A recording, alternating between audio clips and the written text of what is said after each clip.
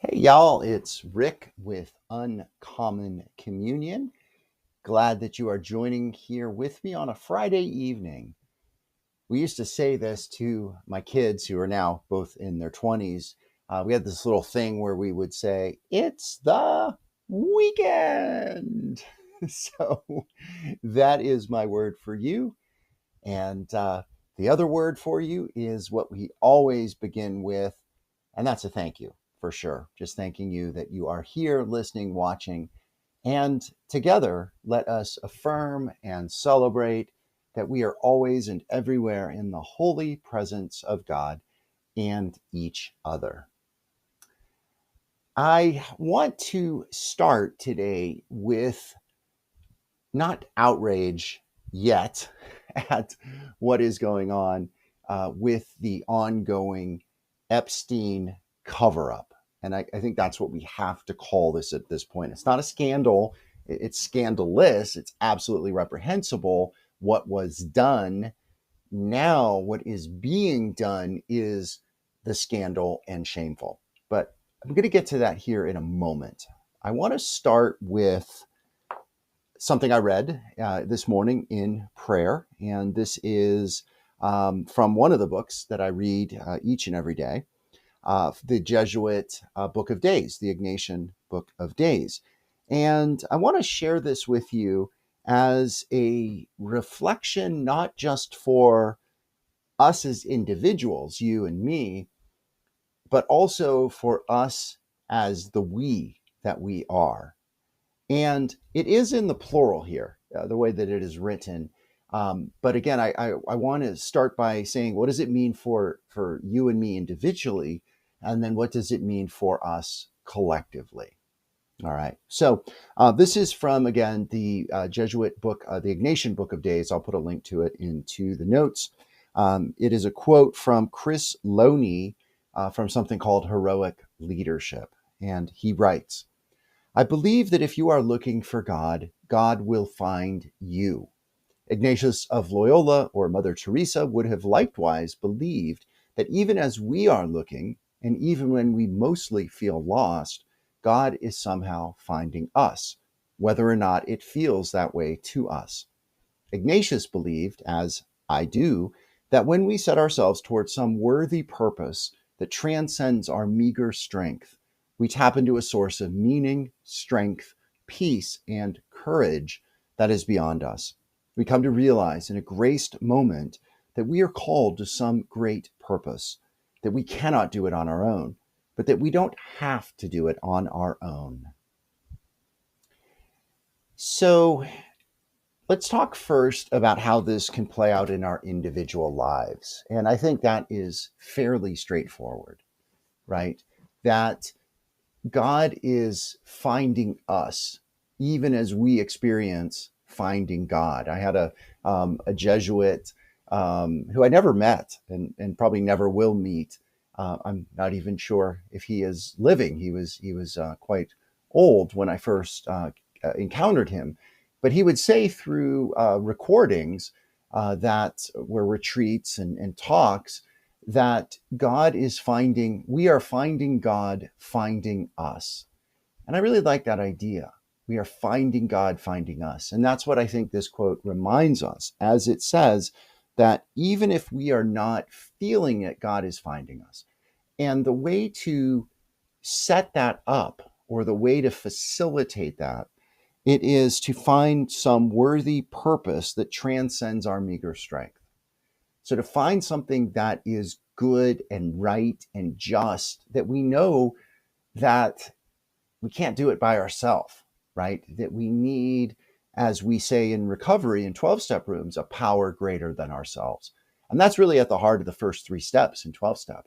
You know, some people have said that the first three steps can be summarized as I can't, you can, power greater than myself.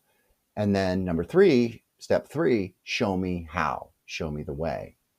So I think there is deep, deep wisdom here that when we surrender, when we say, I am desiring this good, and the good might be sobriety, the good might be working for justice. The good might be seeking honesty and truth. I'm going to recognize I can't do it alone. I am going to need to tap into this power greater than myself, which again, the tradition of the way of Christ talks about that in the phrasing, the idea, the naming of God. So that's how it works for us individually. But I want to think about how it works for us collectively. And the purpose, the greater than ourselves, the some worthy purpose, I think at this point has to be renewing, strengthening, saving the democracy that so much is taken for granted by so many people. Now, we know that there is deep problems with our democracy, capitalism, late stage capitalism, but especially the corruption. And I think we are at a unique moment right now, y'all. The news of the day today is that Trump's personal attorney, who is the deputy attorney general, went to Florida and for 2 days met with Maxwell, Ghislaine, I think her name is, Maxwell, who is a convicted trafficker of children. All right. She is a convicted trafficker of children. And apparently, by all talk, is that, and I think this is almost certain, he was there to try to cut a deal and to try to offer a pardon if she will either give names. And I saw a headline that says they have 100 names. She gave him 100 names. Do you want to guess how many of those names is probably Donald Trump? Zero. Zero. Even though we know T. Rump is in the Epstein files. And oh, by the way, I saw a headline today, y'all. There are 100,000 pages, 100,000 pages in the Epstein files. So we're talking a lot. But it's a sham. It is a sham. It is corruption. It is collusion. It is conspiring. It is a cover up like we have never seen before. So whatever happens next with the DOJ saying, oh, look, and you're almost certainly going to see some big names that are going to be Democrats and also Trump's enemies that are going to be put out. Look for those names soon. But here's the thing, y'all, is we can't allow this to continue. We have to remember at the end of this, and I've said this before, and I was remiss in not saying this sooner, that it is about justice for these girls who are now young women, but they were girls then, up to 1,000 of them that were abused sexually, that they were raped, and they were trafficked in an organized manner by not just Maxwell, not just Epstein, but many people who were using that, many men who are rich and who are privileged and who have worked now for years to keep this under wraps. But the reason it is coming to the light right now is because it has become a bipartisan thing.